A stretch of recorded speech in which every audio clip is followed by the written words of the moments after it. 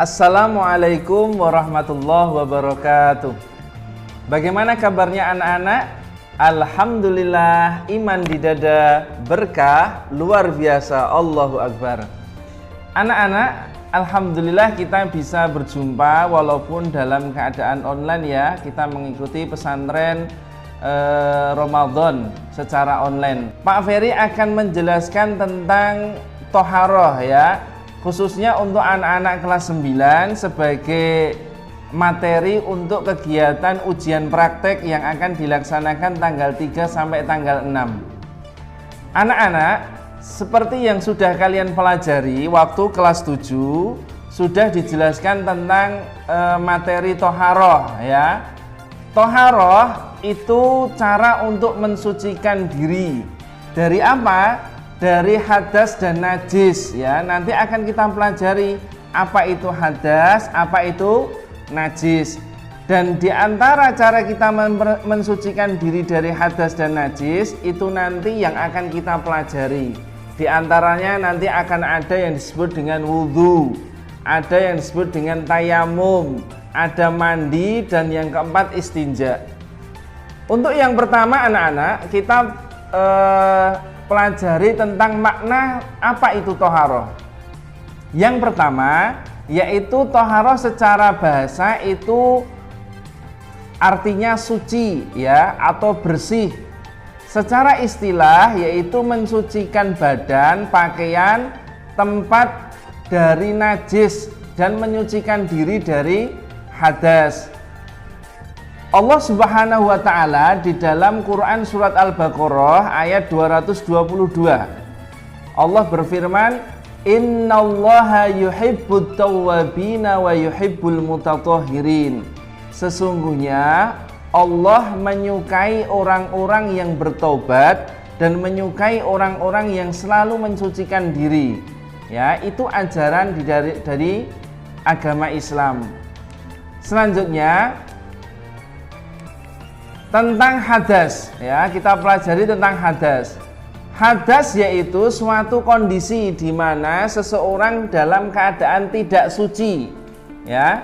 Contoh anak-anak, ketika anak-anak kentut ya. Ketika kentut itu posisi kalian dalam keadaan berhadas, tidak diperbolehkan untuk kalian melakukan ibadah, contohnya sholat. Terus ada contoh lagi ketika anak-anak yang baru dalam keadaan akil balik ya, akil balik, maka biasanya ditandai dengan anak-anak yang putra dengan apa? Mimpi basah ya, mimpi basah. Keadaan kalian setelah mengeluarkan mani itu disebut dalam keadaan kalian berhadas besar. Demikian juga untuk anak-anak yang putri, ketika akil balik ditandai dengan menstruasi atau haid. Dalam keadaan semacam itu disebut dengan hadas besar ya, berhadas besar. Ada lagi yang sifatnya hadas kecil seperti tadi yang Pak Ferry sebutkan tentang kentut, dan ketika dalam keadaan bersentuhan antara laki-laki dan perempuan itu dalam keadaan kalian tidak suci atau nanti diperlukan untuk kalian untuk bersuci. Terus anak-anak, untuk selanjutnya pengertian daripada najis ya. Najis itu adalah suatu benda yang kotor yang menyebabkan apa? Terhalangnya seseorang di dalam dia itu mau melakukan ibadah. Contoh ketika kalian mau ke masjid, ternyata di sandal kalian itu ada apa? Ada kotoran yang menempel hingga menempel di telapak kaki kalian. Maka kalau sebelum ini disucikan, dibersihkan, maka tidak boleh kalian melakukan sholat. Kalau kalian memaksakan sholat dengan membawa kotoran itu dan kotoran itu najis, maka tidak sah sholatnya ya. Seperti itu gambaran tentang hadas, najis, dan najis ya. Nanti insya Allah Pak Ferry akan sampaikan di Google Meet tentang pengertian di antara pembagian-pembagian najis ya. kita akan masuk langsung anak-anak tentang pembagian ataupun cara untuk mensucikan dari hadas dan najis, yang termasuk diantara toharoh ya. Yang pertama yaitu wudhu. Allah Subhanahu wa ta'ala di dalam Quran surat Al-Maidah ayat 6, Allah berfirman, ya ayyuhalladzina amanu, wahai orang-orang yang beriman, idza qumtum ilas sholat, apabila kalian hendak melakukan sholat, faghsilu wujuhakum, maka apa? Maka basuhlah wajahmu, wa aidiyakum ilal marafiq, dan basuhlah tanganmu sampai ke siku-siku, wamsahu biru'usikum, maka sapulah kepalamu, sebagian daripada kepala kita, wa arjulakum ilal ka'bain, dan basuhlah kakimu sampai mata kaki. Ini yang menjadi rukun dari sholat, rukun dari wudhu anak-anak ya. Selanjutnya tentang hukum wudhu ya. Hukum wudhu. Wudhu akan mempunyai status hukum wajib ketika kalian mau hendak sholat. Dan yang kedua ketika kalian tawaf ya. Dan di antara kesunahan-kesunahan kalian mau melakukan wudhu, yaitu contoh ketika kalian mau membaca Al-Quran di Ramadan, anak-anak punya target harus 1 bulan khatam Quran. Maka sebelum membaca Quran itu Allah mengatakan la yamassuhu ilal mutahharun, tidak diperbolehkan untuk membaca menyentuh Quran kecuali orang-orang yang dalam keadaan suci. Maka kesunahannya yaitu kalian menyentuh Quran itu dalam keadaan kalian punya wudhu.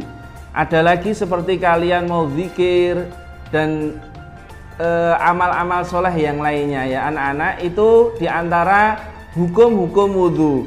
Terus yang menjadi rukun-rukun wudhu, rukun wudhu yang Pak Ferry sebutkan tadi yang dalam Quran surat Al-Maidah tadi, diantaranya satu, niat, innamal a'malu binniyat, semuanya tergantung kepada niat. Yang kedua, membasuh muka, ya famsahu biwujuhikum, ya membasuh muka. Yang ketiga, membasuh kedua tangan sampai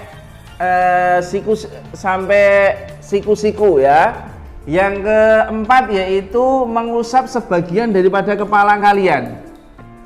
Yang kelima, membasuh kedua kaki sampai mata kaki. Dan yang terakhir adalah tertib, itu menjadi rukun. Rukun apabila ditinggalkan salah satu maka tidak akan sah ibadah itu. Jadi kalau salah satu dari rukun ini kalian tinggalkan, tidak sah wudhunya ya. Itu anak-anak untuk rukun wudhu. Untuk selanjutnya, sunah-sunah di dalam berwudhu ya. Kesunahan di dalam berwudhu ada kalian mengawali dengan membaca bismillah, terus membasuh kedua tangan sampai pergelangan tangan ya, pergelangan tangan, membasuh kedua sampai pergelangan tangan ini ya, pergelangan tangan. Terus berkumur-kumur, istinsyak. Istinsyak memasukkan air, menghirup air ke hidung. Dari istinsar yaitu mengeluarkan air dari hidung, itu merupakan kesunahan, tapi jangan dilakukan ketika kalian dalam keadaan berpuasa. Ada bersiwak, membasuh sela-sela kedua tangan, dan selanjutnya ya itu meresapkan air. Kalau ada yang sudah di dagunya sudah keluar jenggot, maka itu dia apa? Di sela-sela dengan air, itu merupakan kesunahan dari berwudu. Terus membasuh seluruh kepalanya. Tadi Pak Ferry hanya mengatakan sebagian dari kepala itu sudah menjadi rukun. Kalau semuanya itu kesunahan. Dan membasuh kedua telinga, membasuh masing-masing 3 kali. Seperti itu diantara menjadi kesunahan di dalam berwudu anak-anak. Di antara yang membatalkan wudu, ya, satu, keluarnya sesuatu dari kubul maupun dubur, yaitu sesuatu 2 lubang dari depan maupun belakang, itu yang membatalkan, baik itu keluarnya sedikit maupun banyak itu akan membatalkan. Terus yang kedua yaitu tidur yang tidak tetap tempat duduknya. Kalau kalian cuma ngantuk ketika sholat Jumat tidak masalah. Tapi kalau sholat Jumat menunggu khotib ketika di mimbar itu kalian dengan posisi tidurnya seperti kalian terlentang, itu yang membatalkan ya. Terus adanya hilang akal atau gila dan persentuhan antara kulit pria dengan wanita, itu termasuk yang membatalkan wudhu anak-anak. Terus untuk cara yang kedua, yang bersuci yang kedua yaitu tayamum. Allah Subhanahu wa taala berfirman di dalam Quran surat Al-Maidah ayat 5 sampai 6. Allah mengatakan wa in kuntum mardha aw ala safarin aw jaa ahadukum minal ghaiti aw lamastumun nisa falam tajidu ma'a fatayammamu sa'idan thayyiban famsahu biwujuhikum wa aydiyakum minhu. Ada kata-kata apabila kalian tidak mendapatkan air, fatayammamu sa'idan thayyiban, maka kalian bertayamum dengan debu yang bersih ya. Famsahu biwujuhikum wa aydiyakum, ada yang dibasuh dengan wajahnya dan tangannya. Nanti akan kita pelajari cara-cara tayamum anak-anak. Untuk selanjutnya syarat-syarat tayamum. Syarat tayamum yang pertama sudah masuk waktu sholat ya, sudah masuk waktu sholat, auqatus sholat, sudah masuk dalam waktunya sholat. Yang kedua, sudah berusaha mencari air namun belum menemukannya. Terus yang keempat, berhalangan menggunakan air. Contoh ketika dalam keadaan dingin ya, suhu yang sangat dingin, kalian berada mungkin di kutub sana. Ketika kalian nanti bersentuhan dengan air, kalian menggunakan air, akan terjadi sesuatu yang sifatnya kalian sampai jatuh sakit, maka diperbolehkan untuk tayamum. Terus menggunakan debu yang suci ya, itu termasuk diantara syarat-syarat tayamum. Sebab-sebab diperbolehkannya tayamum, ada sakit, dalam keadaan perjalanan tidak ada air, tidak terjangkau ya, air tidak cukup ya. Terus ada juga yang Pak Ferry sebutkan tadi, dalam keadaan suhu yang sangat dingin. Anak-anak langsung saja Pak Ferry sampaikan praktek untuk tayamum ya. Tadi syaratnya tayamum itu kalian meletakkan tangan di debu ya, di debu ya, sesuatu yang mengandung al-hubar, debu ya. Debu kita sentuhkan, umpama di sini ada tembok, kita sentuhkan yang berdebu.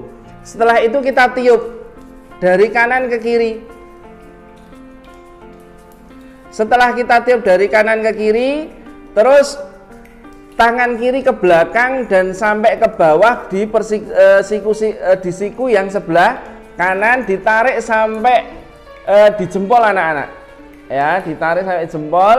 Terus gantian yang satunya lagi ya, gantian yang satunya lagi ditarik sampai ke jempol lagi ya.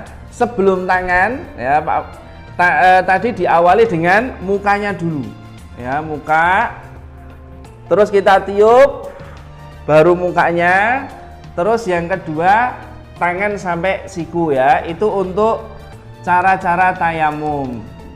Sudah kita bahas tentang syarat tayamum, sebab-sebab tayamum, dan caranya untuk kita melakukan tayamum. Untuk yang kedua, yang ketiga ya, yang ketiga terakhir ini. Terakhir, mandi wajib ya. Mandi wajib merupakan cara bersuci atau toharoh untuk menghilangkan hadas besar. Apa dalilnya? Dalilnya dalam Quran surat Al-Maidah ayat 6. Wa in kuntum junuban fattahharu. Apabila kalian dalam keadaan berjunub, maka apa? Mandilah. Lah bagaimana ketentuan-ketentuan di dalam mandi wajib? Satu, sebab yang harus dilakukan ketika mandi wajib. Satu, adanya ketika hubungan suami dan istri ya. Dan yang kedua, ketika anak-anak yang sudah akil balik datang bulan, ya, datang bulan atau haid untuk yang wanita. Terus untuk yang putra biasanya ketika keluar mani, ya, ketika mimpi basah itu diwajibkan untuk mandi besar. Terus keluarnya darah nifas bagi untuk yang wanita, terus melahirkan, mengeluarkan darah wiladah, ya, meninggal dunia, itu diantara sebab-sebab yang harus diwajibkan untuk mandi basah. Ini yang perlu untuk diperhatikan. Rukun mandi wajib, ya, yang harus dilakukan ketika kalian mandi wajib. 1, niat. 2, mengalirkan dan membasuh air ke seluruh tubuh. Diawali dulu dengan apa? Dengan kalian mengalirkan tubuh yang sebelah kanan dengan 3 kali dialirkan, baru yang kiri, terus semuanya dialirkan mulai dari sela-sela yang ada di tubuh yang biasanya tidak kemasukan air, dimasuki air. Baru ketika itu kalian berwudu dan sempurnakan gebyuran wudu dulu, ya, wudu, terus baru kalian setelah itu sempurnakan dengan kalian membasuh seluruh tubuh kalian dengan air. Jadi yang pertama niat, dan yang kedua adalah mengalirkan dan membasuh air ke seluruh tubuh. Itu yang menjadi rukun mandi wajib. Itu anak-anak di antara masing-masing cara untuk mensucikan diri kita dari hadas dan najis, ya, atau yang disebut dengan bertoharoh. Ada yang satu tadi anak-anak wudu, yang kedua tayamum, dan yang ketiga mandi, dan yang keempat nanti istinja, ya. Istinja dan materi tentang hadas dan najis nanti lebih banyak akan Pak Ferry sampaikan di Google Meet pembelajaran untuk anak-anak kelas 9, ya. Itu anak-anak, semoga materi ini bisa menjadi pengetahuan kalian dan juga untuk bekal kalian ketika kalian mengikuti ujian praktek besok tanggal 3 sampai tanggal 30. Demikian anak-anak dari Pak Ferry, kurang lebihnya Pak Ferry mohon maaf. Tetap jaga kesehatan, istiqomah selalu dalam ibadah, apalagi ini di bulan Ramadan. Kita tutup dengan doa kafaratul majelis. Subhanakallahumma wa bihamdika asyhadu an la ilaha illa anta astaghfiruka wa atubu ilaik. Terima kasih anak-anak. Assalamualaikum warahmatullahi wabarakatuh.